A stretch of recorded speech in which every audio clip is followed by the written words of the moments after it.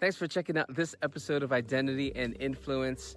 We talk about adaptability in this episode. We also talk about the kinds of games that Gen Zers play versus the kinds of games that Gen Xers played. And there's just some really interesting things in light of that idea that kind of give you insight into Gen Zers, their mental health, and kind of their sense of accomplishing things. You got to check it out. Continue to come back and check out more episodes. Please like, comment, and subscribe. We'd love to hear from you.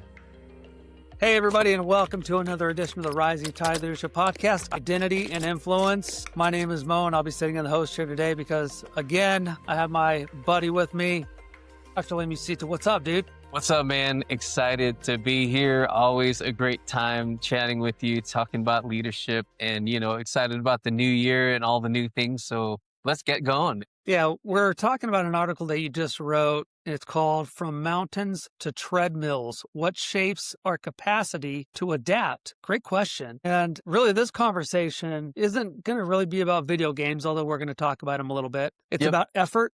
It's about reward, and it's about rest, and what our systems are quietly training us to expect, to accept. And if adaptability is a core leadership skill for the future, this conversation that we're having today matters. So let's get right into it. Doc, first I wanted to talk to you today about adaptability as formation, not a skill. Yeah. How do you define adaptability in a way that goes deeper than just being flexible or react? So when I think about flexibility, I think about something that's behavioral or your actions, and then reactions for me are just reflexive. So there's no thought in a reaction. You're just reacting to whatever's happening to you.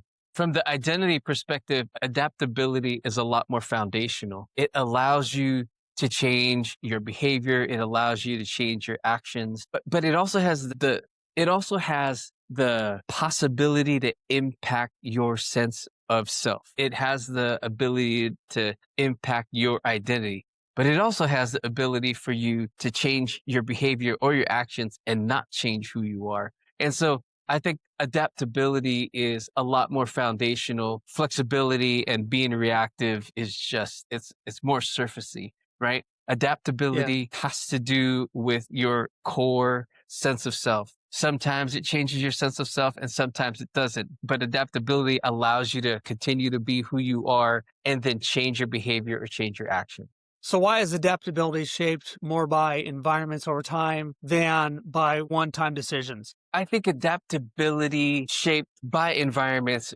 with repetitive actions over time. It reminds me of the Hebbian theory, neurons that fire together, wire together. So repeated actions shape your sense of identity and self. Now, you can have a one-time traumatic experience that is so traumatic and has such an impact that it changes you. But for the most part, those repeated actions over time allows you to strengthen your sense of identity and self, which then allows you to be secure in who you are so you can be adaptable in different situations. Yeah, I really like how you make that distinction. As you know, I'm a chaplain in the Army, and I speak with a lot of men and women, young and old and in between, who have had those traumatic experiences and triggered exactly what you just said. But for the most part, we're making small decisions every day, and it's going to lead to us learning more about our identity and ourself. And really, that's what we're trying to do as leaders, is help people understand that, yes, you may have one or two of those traumatic pieces of your life, and we're not discounting those. But what you're saying is, hey, focus on the little things over time and allow that to shape your identity and yourself. Am I getting that correct? Yeah, focus on those little things and be solid in your sense of identity and self. Like, know your value, know who you are, have that strong sense of self so that you can do these repeated actions and it doesn't necessarily change you. You can do that from a position of strength, from a position of, this is who I am. So define for the audience modern systems and then answer this question. What do leaders often misunderstand about how identity is formed in modern systems? These are one of those questions that I want to respond to with, like, maybe let's think about it differently. Everything forms. So whether it's a modern system or an old system, everything forms. Like, every experience, everything you read, anything that happens to you, anything you see or interact with has the ability to shape your sense of identity and self. So everything forms. Now, when I think about modern systems, like part of my dissertation research had revolved around this idea that technology always changes your psychology. So technology always changes your sense of self. And so whether it's a modern system like an app or a computer or your phone, or an older technology like the pencil, the printing press, the typewriter, or your ability to read, right? Like when you have books as a technology allows people then to read. And there was a time where only rich people and very important people had books. Then the printing press came along and all of a sudden books and printed material were available to everybody. That changed the psychology. So whether modern or old, like think about technology as the thing that allows information to come out, that allows ideas to spread. And so when you think about it that way, every system forms, everything forms. Any way of getting your information out, any way of taking inputs of information, all that impacts your sense of self, who you are. And so the technology always impacts the psychology. Everything that you do, anything that you react to, all of it forms. I guess that's the way that I think about it. And so being mindful of the things that you take in and being mindful of the things that you allow into your sense of self, like all of that has an impact. And so being aware of it and then monitoring it and watching it, is really the key. Let's talk about mountains versus treadmills. What does the metaphor of mountains versus treadmills help us to see about effort and reward? Like you were saying earlier, the impetus for this article was this post that I saw about Gen Xers, the types of games that we played as Gen Xers and the type of games that Gen Zers are playing. And they're all still video games. And kind of the idea was Gen Xers, our generation, we played games that could finish. We played games where we would, fight the boss of that level and then move on to the next level and then eventually finish the game. Today's games, like Gen Zers are playing games that never end. It continually just continues on. You never get that sense of accomplishment or I finished this thing because it's basically endless. Now, the season can end. You could restart there might be a little bit of finality to like this particular section. It can continue on. And so that's where this metaphor of mountains and treadmills comes into play. Mountain has a summit. It can be achieved. There is an ending. There's that sense of completeness. I've accomplished this thing. I've completed this thing. Treadmills can keep going. There's no ending. And in theory, because you never end, you never get that satisfaction of completing a thing. You never get that sense of, I've accomplished something. It kind of creates this environment of anxiety of like, I just got to keep going. And so we grew up with this sense of completion. And I think this Gen Z generation, they have like this vast, unending, we're going to just keep taking your money because you never complete this task. You never complete this game. You can just keep going. And so that's where this metaphor of mountains and treadmills and video games came into play. Dude, here's what's funny about that. I had no idea that you couldn't beat a game the way that we used to beat a game back in the old days. I didn't understand that. And when I read the article, I thought, what do you mean it doesn't end? And it doesn't. You just you unlock a new door or whatever. I mean, take old school Super Mario Brothers, King Koopa, right? You needed to defeat King Koopa. And then there was a game called Zelda, the original Zelda. And that was a much longer, more complex game, but there was still an ending to it. And then not just an ending, you had to memorize the steps that you took and you had to, you know what I mean? And you had to like, okay, this is the next thing that I needed to do. There was like this progression about it that you had to remember in order to complete the game. I remember in Zelda, I wanted the magic sword, but I didn't have what I needed as a prerequisite to get the magic sword. And the guy sent me away.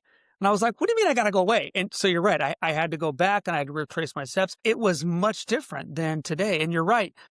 Not to get on too much of a tangent, but I was looking to buy a gift for one of my buddies, his son. And I said, dude, what does your son want? And he was like, like 12 years old or whatever. And he said, he's looking to get money to buy skins in this game. Yes. And I'm like, what is a skin? Yeah. I didn't know what those were. I guess it's like you can actually put on different skins, and they're like essentially different uniforms and outfits. And I said, that's what he wants? And he said, oh yeah, he's been saving up to get this specific skin. And I said, how much is it? He said, like $30. And I said, well, what does it do? And he said, nothing. It's just like a new uniform. I thought, holy cow. Like I would never spend money on a game, but two, Yeah. I couldn't believe that these kids were just doing it over and over again. I mean, Yeah. were you aware of that?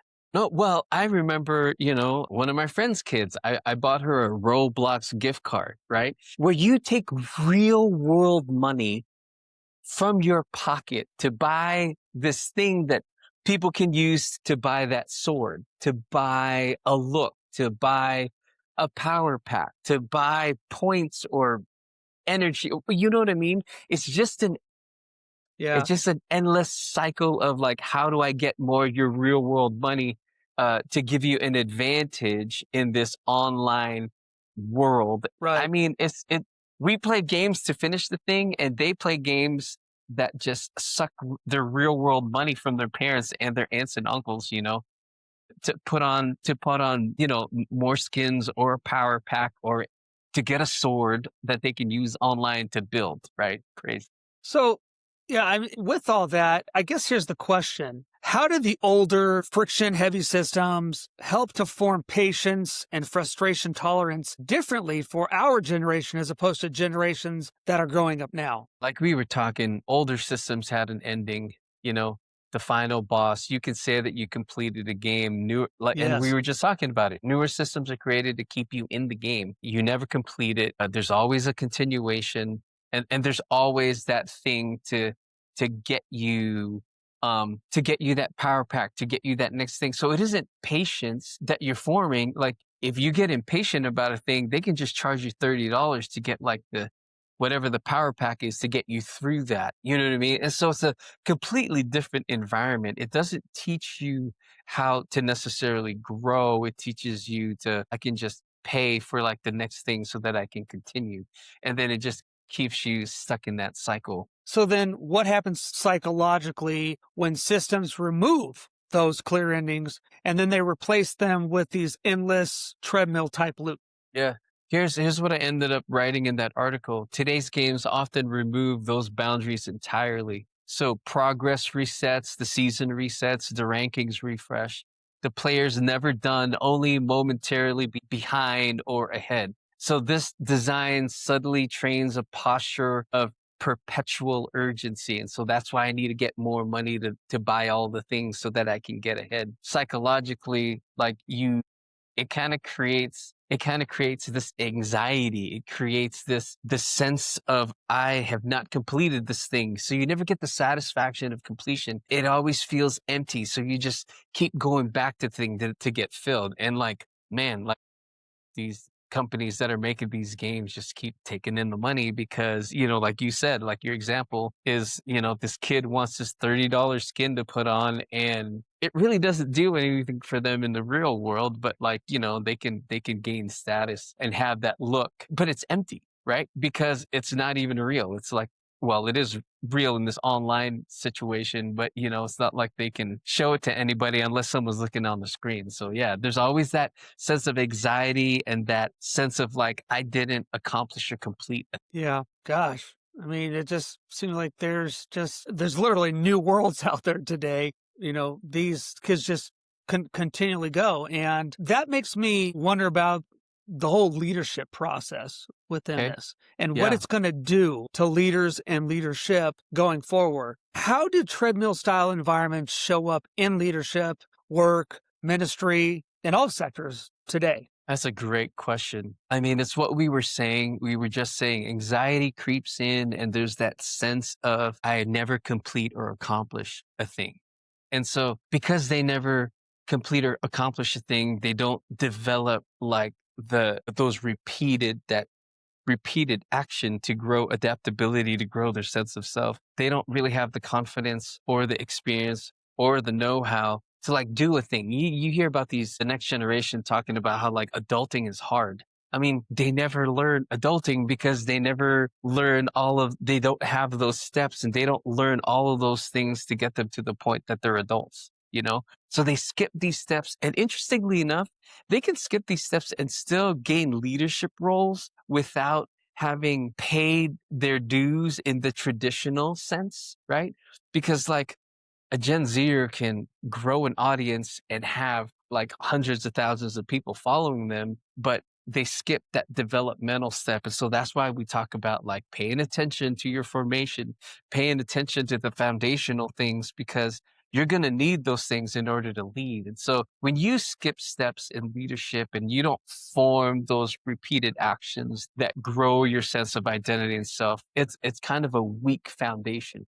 Paying attention to the formation, paying attention to the development helps you to then shore up those areas that you're missing. You would assume from looking from the outside in that constant stimulation would actually help you to be more adaptable, but you think and you say that constant stimulation actually weakens adaptability instead of strengthening it. Why is that? Well, if you're in a constant state of stimulation and you're in this environment where it's all about anxiety and mental stress, and you never rest.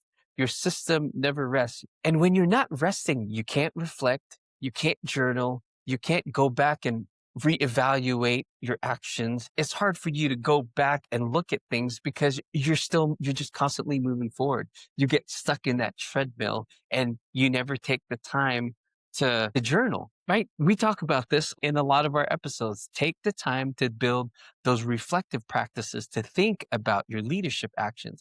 But if you're in a constant state of stimulation, if you're in a constant state of anxiety, if you're on that treadmill, but there's no rest, there's no time to spend reflecting on leadership action because you're constantly moving. So what does reintroducing healthy friction look like for leaders who want to form resilient people on their team? It's hard work, but it means moving out of your norms. It means getting off the treadmill. It means adjusting expectations. And then it means doing those repeated actions to build the muscle of adaptability, right? To get in those situations where you're developing reflective practices, where you're going back to your mission, vision, and values, or writing them to begin with, right? Journaling, talking to a coach, interrupting the treadmill and interrupting the constant stimulation in order to spend some time thinking about your sense of self and to really just kind of evaluate and reflect on your leadership practice. Yeah, that's those. It's hard work, but that's part of the work of growing as a leader. Yeah, and I guess at the end of the day, it's, this isn't a conversation about games, really. It's a conversation about formation in the digital age. That's where we're at. We're not going back. People that want to live in the good old days, sorry, we have to be adaptable as leaders. And so remember, leaders, adaptability isn't built through constant stimulation. Just like Dr. Lem said, you got to take time to rest and reflect, and you need to disengage. Influence isn't sustained through endless engagement. You have to be engaged. Step back. It's okay. We are giving you permission to do that. If you want to be a great leader, embrace this struggle in your own life. And we'd love to hear about maybe the games that you grew up with. Maybe it wasn't Mario Brothers and Zelda, like an old guy like me or Dr. Lem. Maybe it's the new stuff. And we'd love to hear from Gen Zers, what you guys are doing, the games you're playing, what they're all about. Because honestly, I just don't get it. So, and if this episode challenged you, if it encouraged you, if it made you pause, if you hated it, we love that. Don't forget to like, subscribe, and share, and sign up for the newsletter. It's free. We give you all the good stuff, and we're talking about adaptability this year. So, Doc, I'm excited because we're right on the beginning of what's going to be a fun journey. So, I appreciate your thoughts. Yes, See you next time. Yes, sir. Take care.